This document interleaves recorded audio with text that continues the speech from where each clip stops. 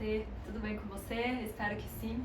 No vídeo de hoje eu vou falar sobre o conceito de tradição, que é uma coisa que a gente gosta muito dentro do mundo do yoga e que eu venho descobrindo o real significado do que é tradição.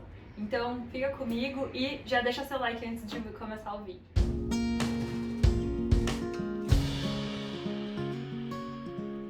Segundo muitas pessoas e o senso comum, a gente falar sobre tradição significa apenas continuar passando para frente modos de vida, entendimentos de mundo e práticas dentro desse mundo, por exemplo, rituais, danças, vestimentas ou formas de se comportar no mundo e que são realmente muito lindas, né? Você vai ver, por exemplo, a dança do frevo ou as danças gaúchas. Existe essa ideia da tradição como uma coisa muito positiva, muito louvável de se reproduzir e que traz um brilho a mais para qualquer coisa que a gente faça, na verdade, né? Se você pensa, isso eu estou falando da tradição de muitos anos, às vezes você pensa, eu vou numa cervejaria tradicional desde 1800 não sei o quê, o jornal tradicional que é muito antigo. Isso é tido como até positivo, até que a gente até confia mais sobre essas coisas quando a gente vai buscar até mesmo um curso, uma teoria, uma filosofia na qual a gente gostaria de se aprofundar. Mas, dentro desse senso comum, fica escondido um outro aspecto da tradição que é perigoso e que acaba sendo desfavorável para que a gente possa questionar a sociedade e modificar a sociedade em que a gente vive num jeito que ela seja mais favorável e adaptável no contexto que a gente vive hoje.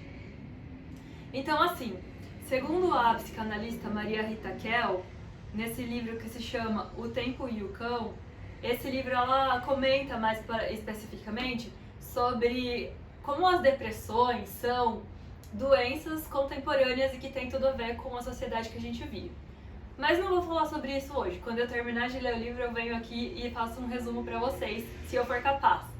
Mas eu gostaria mais de comentar sobre essa passagem do texto, em que ela fala sobre a diferença entre tradição e experiência. E ela fala assim, a experiência que passa de geração em geração não é idêntica à perpetuação da tradição, cuja principal função é indicar o lugar que cada um deve ocupar na ordem social, assim como o tipo de comportamento adequado a tal lugar. A tradição participa dos mecanismos de estabilização e perpetuação do poder. A experiência, por sua vez, não tem relação com a autoridade e sim com o sentido que uma coletividade é capaz de extrair a partir do que os seus antepassados viveram ou das narrativas que seus contemporâneos trouxeram de regiões e de países distantes.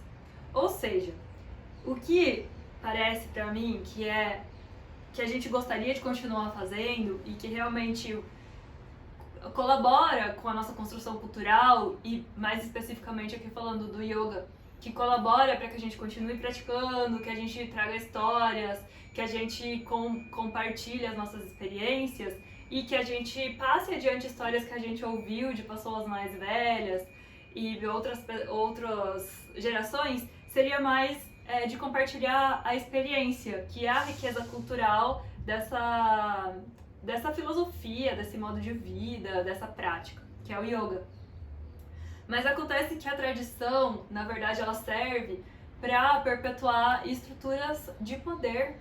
E se a gente pensa que o yoga ele vem de uma sociedade de castas, onde não existe praticamente nenhuma mobilidade social, uma sociedade patriarcal, onde as mulheres são criadas e educadas para casar, e uma sociedade machista, onde as mulheres, praticamente 90% da Índia não tem escolha das roupas que elas querem colocar, porque simplesmente elas não podem escolher entre, eu quero usar uma mini saia, uma calça, um shorts.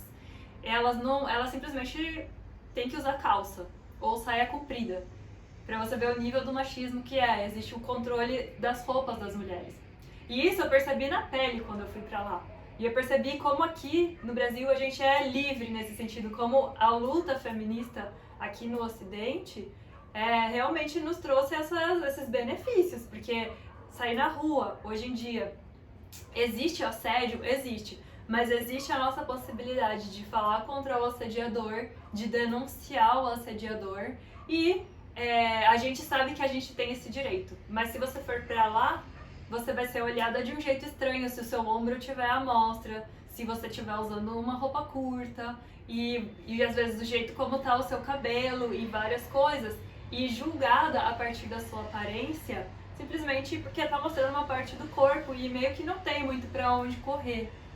É muito naturalizado isso lá. Existe um julgamento muito forte do comportamento da mulher. Então, assim, se a gente quer falar sobre compartilhar a experiência da vivência do yoga, das histórias que a gente escutou e de tudo que a gente quer passar adiante e que nos faz bem e que nos faz sentir que a nossa vida tem mais propósito, que a nossa vida tem mais sentido, que a gente se sente melhor dentro do nosso papel na sociedade.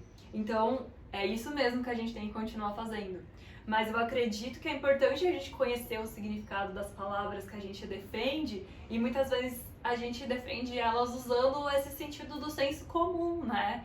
Sem lembrar, porque isso realmente não é comumente dito, não é hegemonicamente falado, que na verdade a tradição ela serve também para perpetuar estruturas de poder e que isso até hoje existe. Então muitas vezes quando você fala que segue uma tradição, pode até ser religiosa, tem uma estrutura de poder imposta e grande maioria dos casos são machistas, são do patriarcado, oprimem mulheres de uma forma ou de outra.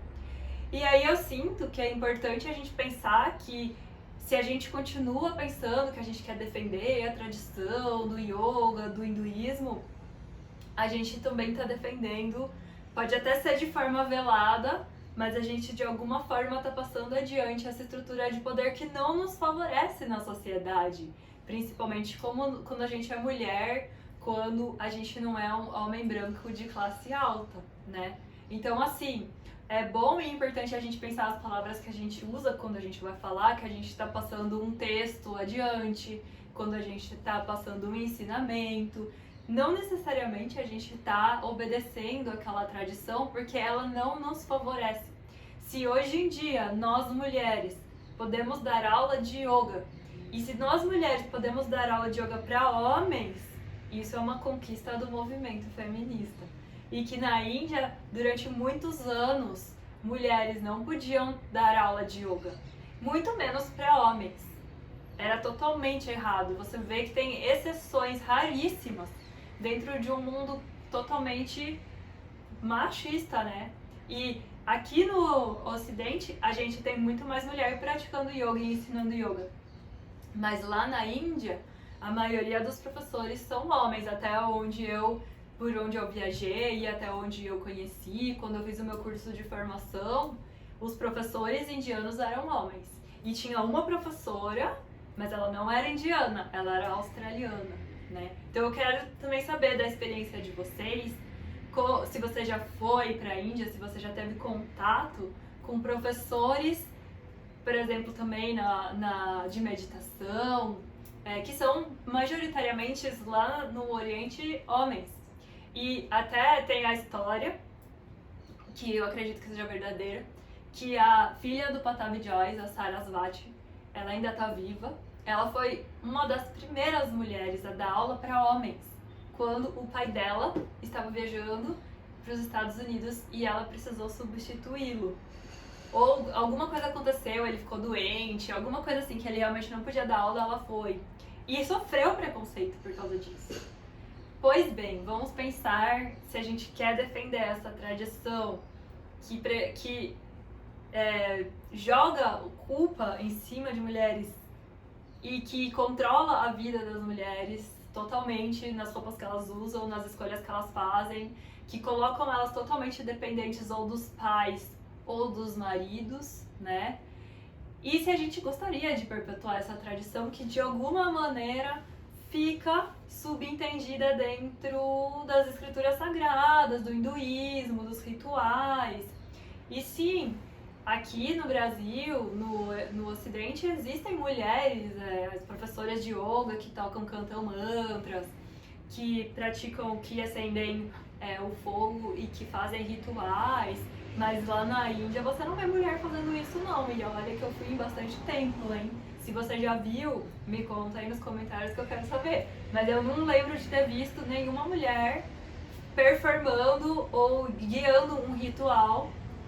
Só homem, só homem, só homem. É totalmente isso. Isso é a tradição lá na Índia. Então, acho que é importante a gente pensar sobre isso. Eu fiz mais esse vídeo pra gente poder pensar junto sobre esse tema. Quero muito conhecer a sua opinião sobre isso. Deixa aqui nos comentários. E talvez pensar nas expressões que a gente usa, no significado profundo delas. E talvez começar a mudar o nosso discurso. Não quer dizer que a gente vai parar de falar sobre yoga, hinduísmo, Ganesha, tal, todo mundo que tá aqui. Mas de repente, de mudar um pouco a expressão e pensar qual que é a estrutura de poder que a gente quer reproduzir ou não quer reproduzir, ou às vezes tá reproduzindo sem querer, né? Então é isso. Conta pra mim o que você achou, deixa seu like e se você achou interessante esse assunto, compartilha com seus amigos. Até a próxima, um beijo. Namastê.